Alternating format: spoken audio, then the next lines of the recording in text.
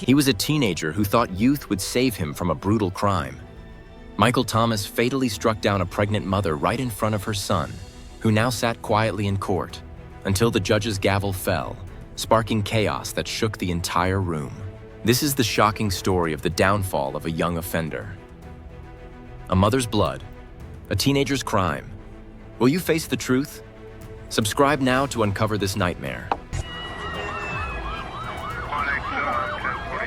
August 22, 2011. A simple walk in Milwaukee turned deadly, leaving a mother gone and her son scarred forever. Michael Thomas, a troubled teen, thought he'd escape justice until one courtroom moment shocked the entire nation. At just 16, Michael Thomas already had a record for theft and assault. Growing up in a rough neighborhood, he turned to crime, chasing quick cash. In August 2011, his choices turned tragic when he targeted an innocent family on a quiet evening. On August 26, 2011, 29-year-old Sharon Staples was walking with her 13-year-old son near 35th and Capitol in Milwaukee, heading toward a bus stop after a family outing. Michael Thomas and accomplice Malik Merchant, both 16, approached, demanding her purse in a robbery attempt. When Staples refused, Thomas pulled out a gun and fired into her chest. She was about 10 to 12 weeks pregnant, and her unborn child also didn't survive. Her son ran to find help while Thomas fled, leaving Staples collapsing on the sidewalk. Merchant acted as lookout, while a getaway driver waited nearby. Milwaukee police arrested Thomas days later, tying him to witnesses and ballistics evidence. Merchant, the lookout, was also arrested, while the getaway driver was sentenced to 25 years in May 2012. He said that he was the driver of the van that was used during that homicide. He said that Mikkel and Malik got out and walked away. Approximately 2 minutes, he heard a loud sound, and that they ran back and got into the van. In fact, stated that he knew there was going to be a robbery, that they asked him to come out, but he did not come out of the van. Thomas sat calmly during hearings, convinced his age would protect him. In May 2012, he pled guilty to 2 counts of first-degree reckless homicide for taking the lives of Staples and her unborn child. His defense argued that his youth and troubled upbringing deserved mercy, but prosecutors emphasized his prior record and lack of remorse. The court awaited a verdict that would test his calm demeanor. I find it hard to believe that he would be able to succeed in any meaningful way after having served his entire young adulthood in prison.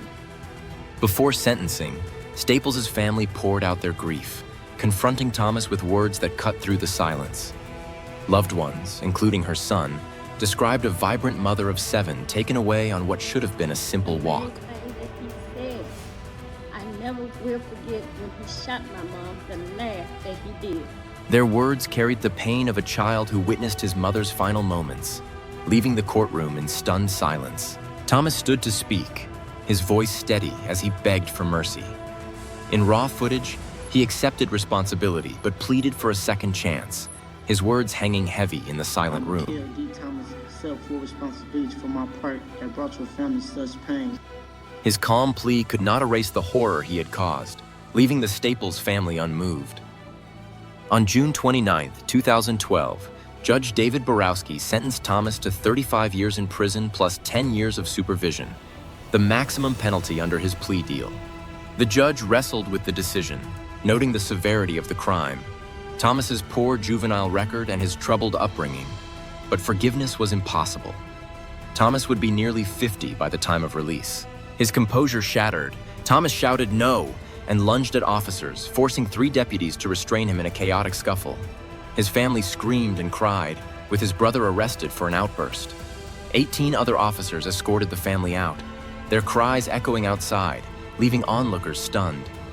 The courtroom froze as his fate was sealed. I cannot think of a more serious, aggravated set of circumstances than what went on here. Mr. Thomas has an awful juvenile record. Awful. Was not being raised well. And that is the fault of the parent. Don't do that!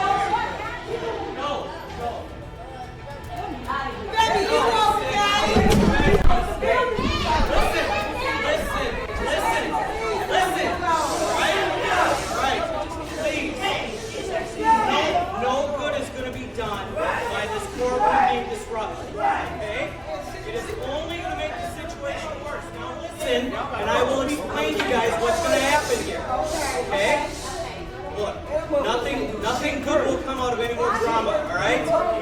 What's going to happen is we are going to allow the other people that were in this courtroom to leave, okay? They have no ill that they want to have done to anybody on this side, all right?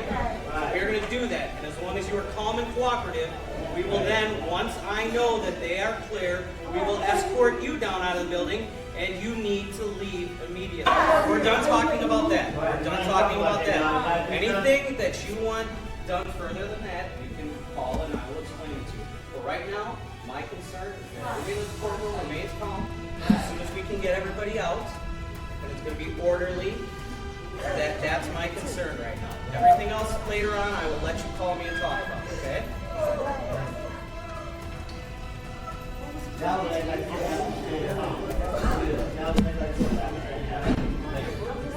These people here lost their mouth. I understand, ma'am. Everybody's cooperating. All right. I appreciate that. Everybody's cooperating, and we appreciate the cooperation. Okay? All right.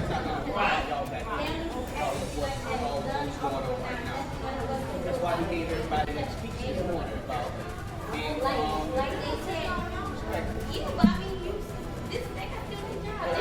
Yeah, that's true. Because the only. No, I appreciate that.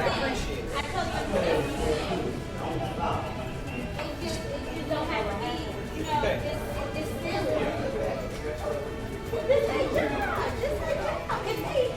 Hey, this is my son, man. This is my son. Okay? All right. Now that the food, I should know the pain. All right, guys. All right. Listen up. Please. I need your attention. Okay?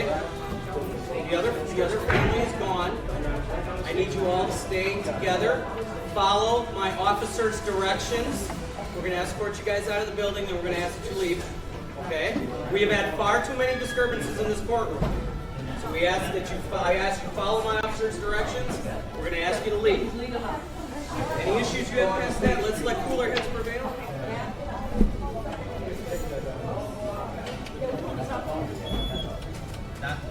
No, you're going to have to make another time to talk to these three. All right, folks, sit in file. I want to go get you out of the street.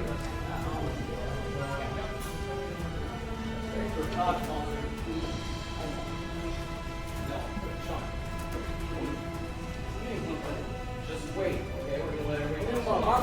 I'm right there. Come on, I tell my fucking little brother, leave me the fuck alone.